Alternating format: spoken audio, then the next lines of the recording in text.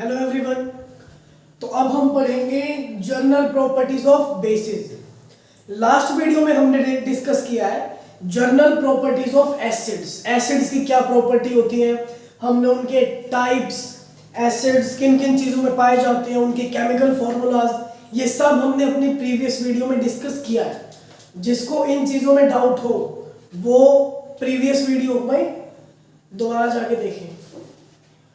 अब general properties of base में हम क्या पढ़ेंगे, सबसे पहला पॉइंट है बिटर टेस्ट। ठीक है, जो बेस होते हैं वो कड़वे होते हैं, जैसे बेकिंग सोडा। बेकिंग सोडा जो है हमारा टेस्ट में काफी कड़वा होता है। जितने भी बेसिस होंगे वो सब कड़वे ही होंगे। वाई? इसका एक रीजन होता है, क्योंकि उनका जो पीएच होता है वो 7 से ज्यादा होता है। जो पीएच होता है ना 7, वो एक न्यूट्रल पीएच होता है, वो होता है वाटर का। ठीक है, तो जितने भी बिटर इन टेस्ट कंपाउंड होंगे वो सब बेस होंगे, या फिर हम ये कह सकते हैं कि जो बेस होगा हमारा वो बिटर इन टेस्ट होगा। नेक्स्ट है स्लिपरी सोपी टच। जो सोप होता है ना वो अपने आप में एक एग्जाम्पल है बेस का, तो सोपी टच तो उसमें आएगा ही। स्लिपरी यानी कि चिकना होगा, फिसलेगा। नेक्स्ट है हमारा एक्शन ऑन लिटमस। अब एक्शन क्या होगा लिटमस पे बेस का? अगर बेस है तो रेड लिटमस ब्लू में चेंज हो जाएगा। इतना ही एक्शन होता है भाई, बस इतना ही एक्शन है। Action on litmus, red litmus जो है वो ब्लू में कन्वर्ट हो गया, रेड टू ब्लू।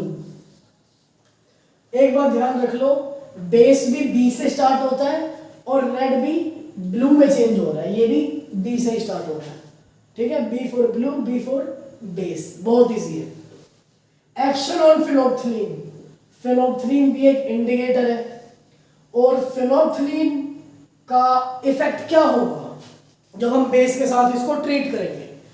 ये पिंक कलर में चेंज हो जाएगा। फिनोल्फ्थालीन कलरलेस होता है, फिनोल्फ्थालीन इज कलरलेस इन नेचर, लेकिन जब हम उसको बेस के साथ ट्रीट कर रहे हैं तो वो क्या होगा, कलरलेस टू पिंक। कलरलेस से पिंक कलर में चेंज हो जाएगा। जैसे मैंने शर्ट पहन रखी है पिंक, लाइट पिंक भी आ जाए तो समझो कलरलेस से पिंक अगर चेंज हो रहा है तो एक्शन किसका हुआ? बेस का। फिनोल्फ्थालीन इंडिकेटर के ऊपर। कोरोसिव नेचर, बेस का एक कोरोसिव नेचर होता है। कैसा कोरोसिव नेचर? अगर नॉर्मली कोई स्ट्रॉन्ग बेस है, जैसे पोटेशियम हाइड्रोक्साइड KOH या फिर NaOH सोडियम हाइड्रोक्साइड। अब अगर इन बेसिस को हम अपने हाथों पे या स्किन पे डायरेक्टली टच कराएं तो हमारी स्किन पे एक बर्निंग सेंसेशन सी फील होगी, उसको कहते हैं कोरोसिव नेचर।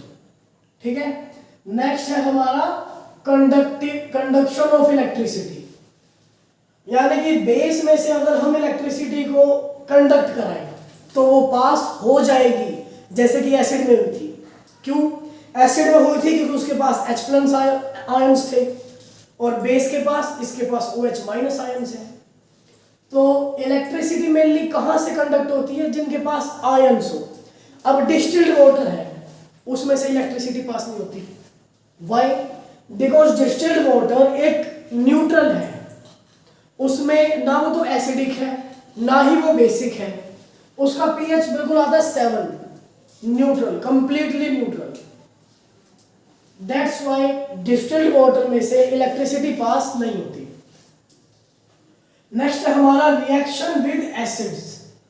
अब बेस की रिएक्शन एसिड के साथ होगी तो क्या इफेक्ट होगा? न्यूट्रलाइजेशन रिएक्शन हो जाएगी, जैसा कि हमने एसिड के साथ किया था।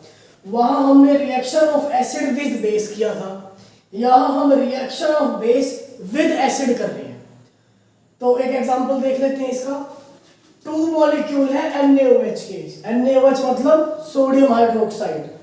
इसको जब हम रिएक्ट करेंगे एसिड के साथ, काफी स्ट्रॉन्ग एसिड है H2SO4 और बेस भी स्ट्रॉन्ग है NaOH, ये आपस में एक दूसरे को खत्म करने लग जाएंगे।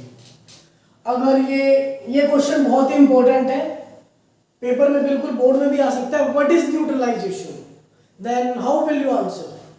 You can write as the neutralization reaction is described as when a strong base react with a strong acid, then they disappropriate each other. Okay? यानी कि वो दोनों एक दूसरे की प्रॉपर्टी को खत्म करेंगे. They are destroying the properties of each other. For example, the base destroy the acid.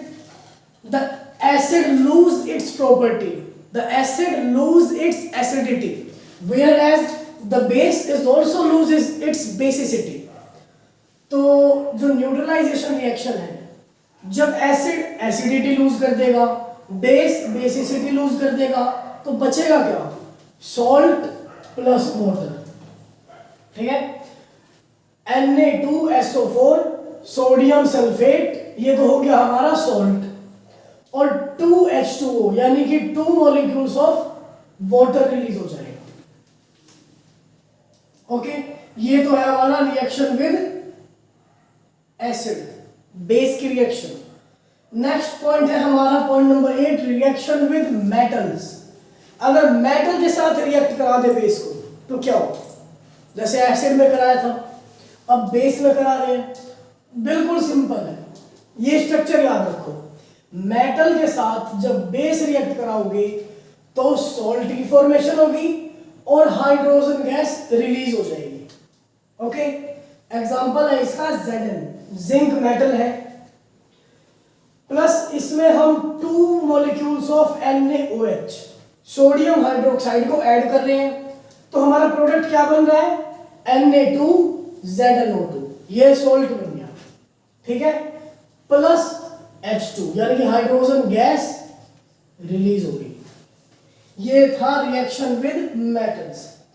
अब हमारा लास्ट पॉइंट आता है प्रॉपर्टीज ऑफ बेसिस का, रिएक्शन विद नॉन मेटल.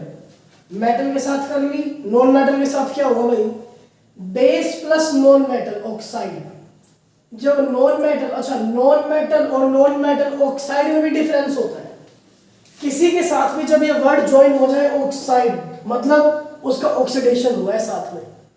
ठीक है, ऑक्सीडेशन मतलब अगर नॉन मेटल है उसका ऑक्सीडेशन हो जाए, या मेटल है उसका ऑक्सीडेशन हो जाए, वो अपने प्योर फॉर्म में है. जैसे आयरन ऑक्साइड, जंग लगा हुआ लोहा, वो अपनी प्योर फॉर्म में होता है. इन्वायरमेंट में लोहा जंग लगा हुआ ही मिलता है. फिर हम उसको मेटलर्जी और केमिकल प्रोसेस के थ्रू प्योर वाला आयरन बनाते हैं, जिसमें कि उसमें जो रस्टलेस आयरन होता है वो बनाते हैं. व्हाई? बिकॉज वो स्ट्रॉन्ग होता है. सिमिलरली ऐसे ही नॉन मेटल भी ऐसे ही होते हैं. नॉन मेटल के ऑक्साइड के साथ जब हम रिएक्शन करेंगे इसकी, तो हमारा प्रोडक्ट बनेगा सॉल्ट प्लस वाटर.